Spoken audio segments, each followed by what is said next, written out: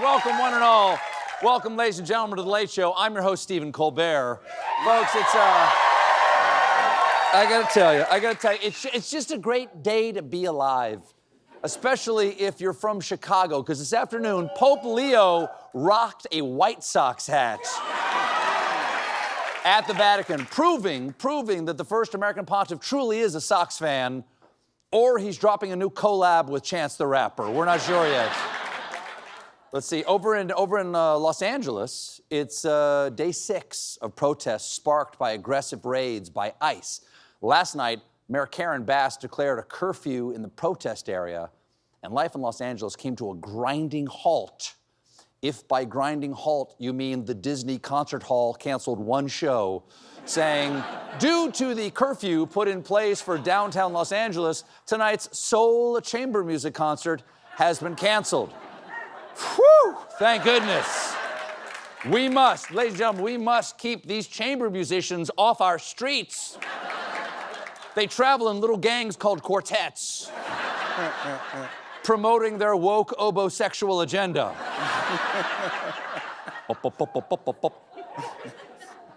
Not much else was affected because the protest area in LA is actually quite small, as Mayor Bass explained. When I look at some of the footage of what is happening, you can get the sense that there is civil unrest happening citywide. I have to tell you that the vandalism and the protests that you are looking at is taking place in several streets, individual streets in the downtown area. It is not even all of downtown.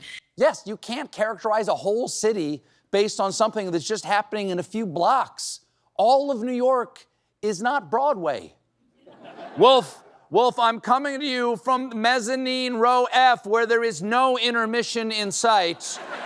The seats are uncomfortable. Everyone is drinking $40 cups of white wine, and on stage, the Founding Fathers continue to rap. It's going to be a long night. City officials insist that they have... Thank you. City officials insist that they have the protests under control without the need of federal troops. LA's police chief said of the National Guard, they're not with us doing the job that we're doing. And Mayor Bass explained, there's nothing for them to do. Why would you bring in more troops when even the ones that are here have nothing to do?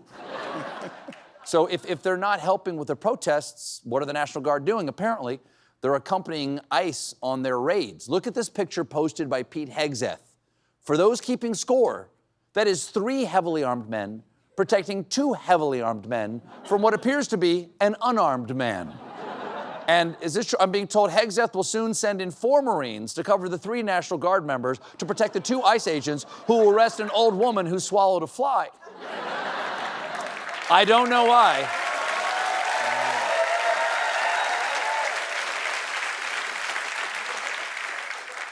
Perhaps she'll die. Now, Mayor Bass isn't the only one speaking out. So is California Governor Gavin Newsom, seen here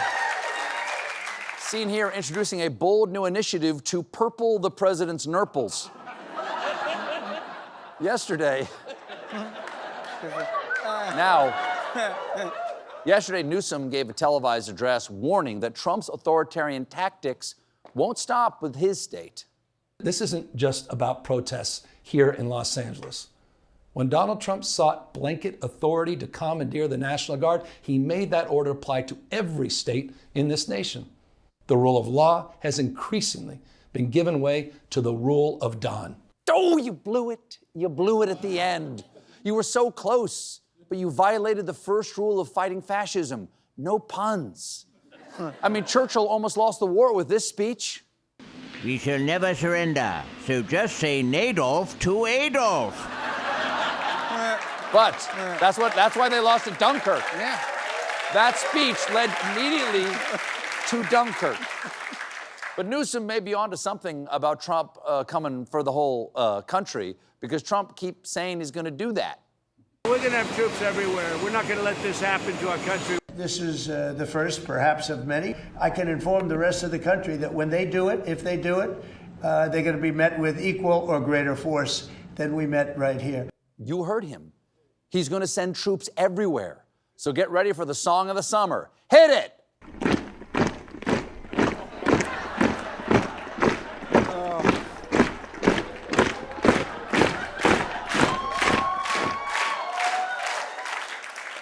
ICE is out there busy creating new reasons to protest every day, even out there in red states. Yesterday, U.S. immigration officials raided a meat production plant in Omaha.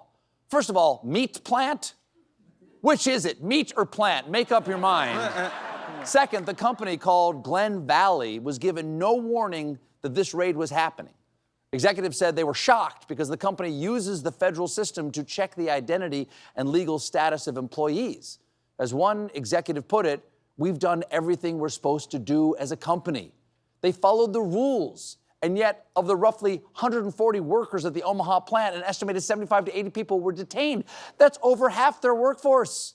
How are they supposed to chop up all these animals now? You want to be useful, ICE? Grab a bucket and start shoveling hog anus. It goes in the bin marked hot dog. You know that, right? I'm not breaking that news. This raid kicked off protests in southern Omaha with members of the community protesting ICE and carrying signs with phrases like, "Don't bite the hand that feeds you," and "I drink my horchata warm because ICE."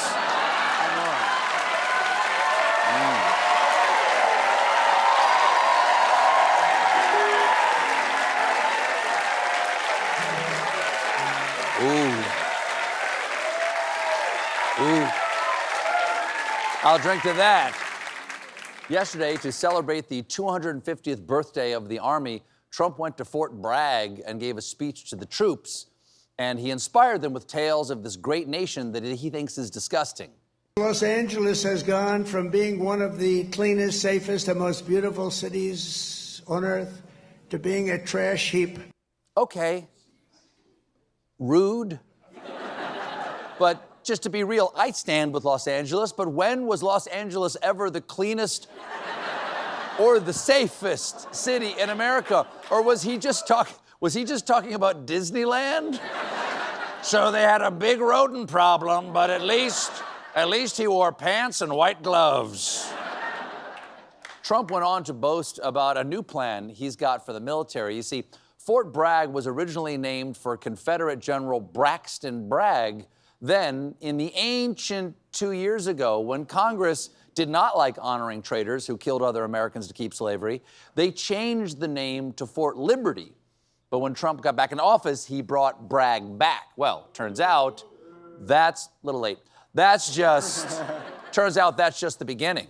For a little breaking news, we are also going to be restoring the names to Fort Pickett, Fort Hood, Fort Gordon, Fort Rucker, Fort Polk, Fort A.P. Hill, and Fort Robert E. Lee.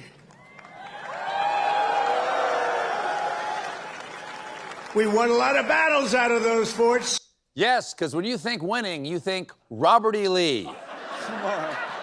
Same reason we just named our new battleship the USS New York Jets. Technically, there you go. How long did that take? Technically, Trump can't unilaterally change the law about the names of these bases, but he found a loophole in the law. Turns out the statute only requires that the forts remove any ties to the Confederacy.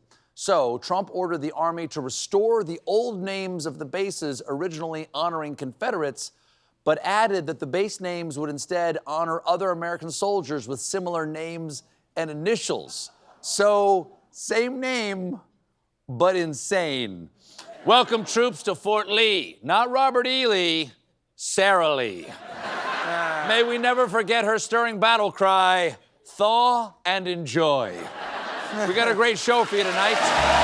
My guests are Coleman Domingo and the cast of Slow Horses. But when we come back, meanwhile, join us, won't you?